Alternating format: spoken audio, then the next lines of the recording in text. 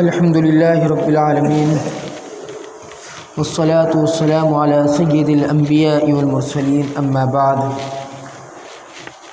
أعوذ بالله من الشيطان الرجيم بسم الله الرحمن الرحيم حافظوا على الصلوات والصلاة الوسطى وقوموا لله قانتين صدق الله العظيم۔ معزز سامعین کرام اور عزیز ساتھیوں، گزشتہ ہفتے بات چل رہی تھی کہ ایمان سب سے بڑی دولت ہے۔ انسان کا ایمان صحیح، اعمال صحیح۔ اگر اس کے پاس ایمان نہیں ہے، وہ کتنے بھی اچھے اعمال کر لے، اس کے سب اعمال غارت اور بیکار ہے، سب بیکار ہے، کچھ کام آنے والا نہیں ہے۔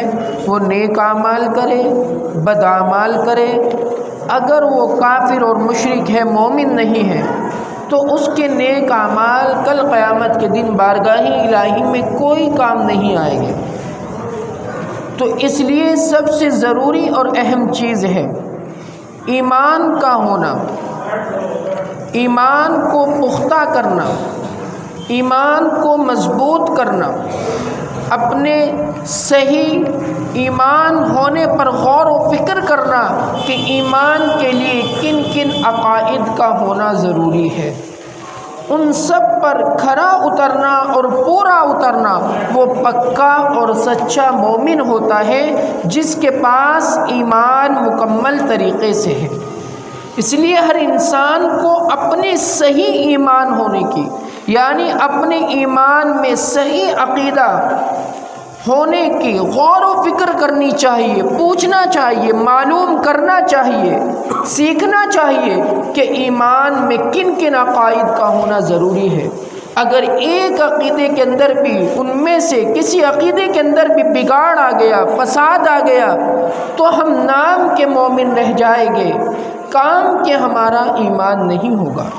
تو کیونکہ اس وقت سوشل میڈیا کا دور ہے اور ہمارا بھی کمال ہے، ہم بھی سوشل میڈیا ہی پر ہیں، لیکن دوستو ان میں کون آدمی صحیح ہے، کون غلط ہے، کون ہمیں صحیح بات پہنچا رہا ہے، کون ہمیں مولویوں، علماء، صلحاء کے بھیس میں آ کر گمراہ کر رہا ہے، ہم جب جان سکیں گے جب ہم کسی اپنے شہر کے، اپنے علماء میں سے کسی اچھے معتبر عالم کے ساتھ وابستہ ہوگے، کیونکہ آج کا زمانہ بڑا فساد کا زمانہ ہے۔ ہم بہت دیکھتے ہیں سوشل میڈیا پر ایسے لوگ ہیں، ان میں اپنی بات کو اس طرح دلائل سے مبرہن کرتے ہیں، مزین کرتے ہیں، خوبصورت کرتے ہیں، اسے اس طریقے سے خوبصورتی پہناتے ہیں دلائل کی بوسار کے اندر، ہم جو لوگ ناواقف ہیں ہم ان کو حق سمجھ لیتے ہیں، حالانکہ حق نہیں ہے، حالانکہ حق نہیں ہے۔ حق وہ جانتا ہے جو اس کو جانتا ہے، سمجھتا ہے علم کیا چیز ہے، ہمارے علماء کا، ہمارے فقہاء کا، ہمارے صحابہ کا، نبی پاک صلی اللہ علیہ وسلم سے کیسے اعمال، کیسا طریقہ، کیسے عقائد ثابت ہے، جو جانتا ہے اس کو معلوم ہوتا ہے کہ ہمارا کیا عقیدہ، کیا ایمان ہونا چاہیے۔ میرے عزیز دوستو، اس لیے کہتا ہوں کہ اپنے ایمان کو بچا لو، فتنوں کا زمانہ ہے، بڑا خطرناک زمانہ ہے، بگاڑ کا زمانہ ہے، اپنے ایمان کو بچا کر چلو۔ ایمان بچ گیا، اعمال صالحہ بچ جائیں گے۔ اگر ہمارا ایمان نہیں بچا، ایمان میں بگاڑ آ گیا، ہم بظاہر مسلمان رہے، نام ہمارے مسلمانی رہے، کام ہمارے عقائد، ہمارا ضمیر، ہمارا کفریہ رہے، کیا فائدہ ان ناموں کا؟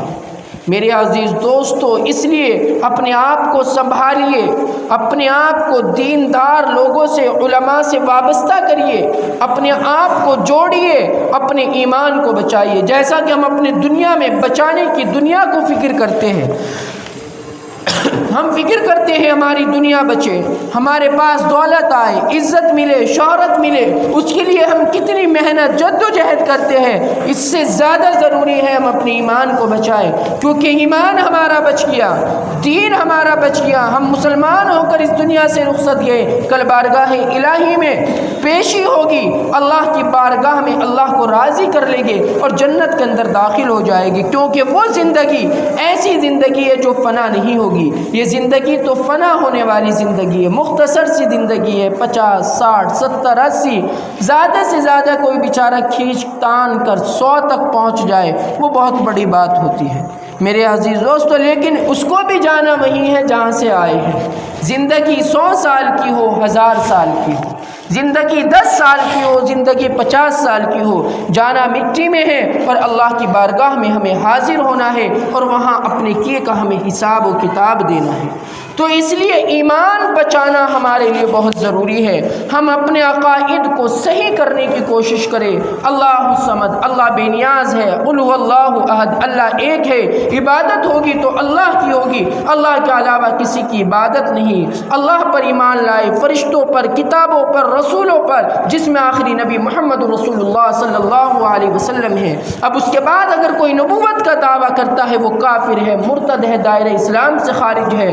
جو شخص اس کو مانتا ہے وہ بھی کافر ہے، وہ بھی مرتد ہے۔ اس کے علاوہ بہت سارے عقائد، ایک ذخیرہ ہے جس کو درسن سبقاً بیان کیا جا سکتا ہے۔ اگر انسان کوشش کرے یہ کام جب ہوگا، بیانات کے اندر یہ اتنے لمبے اور اتنے تفصیلی کلام نہیں ہوتا، یہ تو ایک مختصر سا انسان کو صرف رہبری کی جاتی ہے بیان کے اندر، تاکہ اس کا ذہن بنے، تاکہ اس کا مزاج بنے دین کی طرف آنے کا، تاکہ اس کا دماغ بنے کہ آئے وہ دین ہم سے ہمارا کیا مطالبہ کر رہا ہے، اسلام ہم سے کیا چاہتا ہے، قرآن ہم سے کیا چاہتا ہے۔ بہرحال ایمان کے بعد اگر کوئی سب سے بڑا عمل ہے اس کے بعد آتا ہے وہ ہے نماز، جس کو ہم نے بالائے طاق رکھ رکھا ہے۔ کم سے کم مسلمانوں میں 10% لوگ صرف نماز پڑھتے ہیں، اس کے علاوہ کہاں نمازیں ہماری جا رہی ہے؟ کہاں چلا گیا وہ نوجوان طبقہ؟ کہاں چلے گئے وہ بوڑھے؟ جو اتنا بڑا طبقہ ہے، مسجدیں سنسان ہیں۔ ہم اس پر تو روتے ہیں کہ مسجدیں شہید ہو رہی ہے، مسلمان کاٹے جا رہے ہیں، مسجدوں کو ختم کیا جا رہا ہے۔ اس کا رونا کون روئے گا کہ یہ مسجدیں ویران کرنے میں کتنی ذمہ داری ہماری ہے، ہم کتنا اہم یوگدان دے رہے ہیں اپنی مسجدوں کو ویران کرنے میں، نمازوں کو چھوڑنے میں، نمازوں کو ترک کرنے میں، نمازوں کو ختم کرنے میں۔ کیا ہم پر نماز فرض نہیں ہے؟ کیا اللہ کے رسول صلی اللہ علیہ وسلم یہ نماز معراج میں بارگاہ الہی سے ملی ہے؟ اللہ تعالیٰ نے کوئی بھی حکم نازل فرمایا، زکوٰۃ ہو، حج ہو، روزہ ہو، کوئی سا بھی حکم ہو، اللہ نے جبریل کو بھیجا اور اپنے حبیب محمد رسول اللہ کے قلب اطہر پر اتار دیا، وحی کر دی کہ آپ پر یہ چیز ہے، آپ کو یہ عمل کرنے ہیں، اپنی امت کو یہ پیغام دینا ہے۔ لیکن جب نماز کا نمبر آیا، کہا جبریل اب آپ نہیں جاؤ گے، اب تم نہیں جاؤ گے میرے حبیب پر یہ وحی لے کر، اب میرے حبیب کو مجھ سے ملاقات کرنی پڑے گی۔ جب میرا حبیب مجھ سے ملاقات کرے گا میں اس کو بتاؤں گا، میں اس کو ایک ہدیہ اور تحفہ دوں گا، اور وہ ہوگا نماز کی شکل میں۔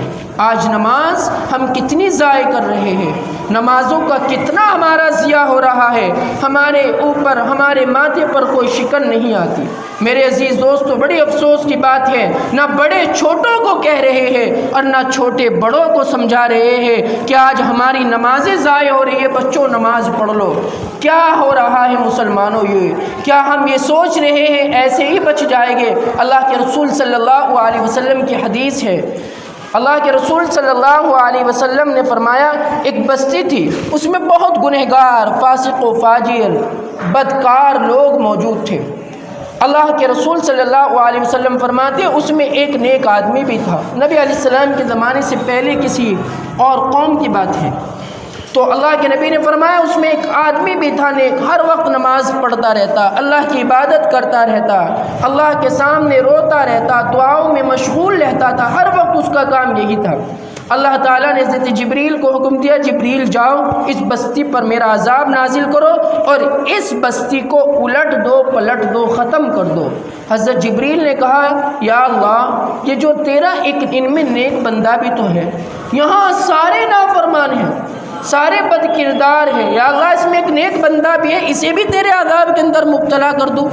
اللہ تبارک و تعالیٰ نے فرمایا ہاں اسے بھی کر دو، اسے اپنی عبادت کی تو فکر ہے، اسے قوم کی فکر نہیں ہے، اسے یہ لوگ اس کے ماتھے پر شکن تک نہیں آتا، اسے افسوس نہیں ہوتا اللہ کی لوگ نافرمانی کر رہے ہیں، اسے افسوس تک نہیں ہوتا، اپنی عبادت میں مشغول ہے، لوگ برائیوں کے اندر مبتلا ہے، اگر روک نہیں سکتا کم سے کم دل میں برا ہی سمجھ لے، اسے تو برائی کا حص ہی نکل گئی، اسے بھی میرے عذاب کے اندر مبتلا کرو اور ان کے ساتھ ان کو بھی ختم کر دو۔ اس پر حضرت مولانا مفتی عبد القدوس رحمہ اللہ، مفتی شہر آگرہ، انہوں نے لکھا ہے، ان کا پمفلیٹ یہ آیا ہے، یہ حدیث نقل کی اس کے، اب مسلمانوں ہم اور آپ اپنے گریبان میں جھانکیں، ہماری بچیاں ہمارے بچے کتنی اللہ کی نافرمانی کر رہے ہیں، ہمیں کبھی افسوس ہوا؟ ہم نے دل کے اندر ان کو برا سمجھا نہیں سمجھا؟ تو اللہ وہ فرماتے ہیں مفتی صاحب، یہ اللہ کے عذاب کو دعوت دینا ہے۔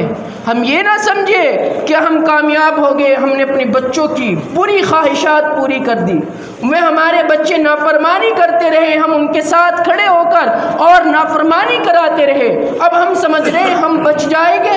نہیں، ایسا نہیں ہوگا۔ جس طرح اس نیک بندہ جسے برائی کا حص ہی نکل گیا تھا، لوگ برائی کر رہے تھے، اسے افسوس تک نہیں ہوتا تھا، وہ کہتا تو کیا کہتا، اسے دل کے اندر اس کے افسوس بھی نہیں آیا، جس طرح وہ عذاب کے اندر مبتلا ہوا ہے۔ مسلمان قوم تم بھی سمجھ جاؤ، آج ہماری بچیاں اسکرٹ پہن کر اسکولوں میں جا رہی ہیں، کیا ہم خود پہنا کر انہیں بھیج نہیں رہے؟ کیا ہمیں افسوس ہو رہا ہے؟ یہ تعلیم ہے ہماری، یہ اسلامی طریقہ ہے، یہ محمد رسول اللہ صلی اللہ علیہ وسلم کا انداز ہے، یہ میرے نبی صلی اللہ علیہ وسلم پر اترنے والی کتاب نے عورت کو پردہ کرنے کا، عورت کو جسم ڈھانکنے کا، مردوں کو نظر نیچے رکھنے کا حکم دیا ہے، کہ مسلمانوں کو یہ حکم دیا، آج رب کا فرمان چھوڑ کر اور خود ان کے ساتھ اس میں شریک ہو کر اور ان کی معاصی پر مدد اور نصرت کر کر ہم یہ چاہتے ہیں کہ ہم کامیاب ہو جائے گا، ہم پر اللہ کا عذاب نہیں آئے گا۔ یہ ہم مبتلا ہے اپنی خواہشوں کے اندر، اپنے وہم کے اندر، ایسا نہیں ہے۔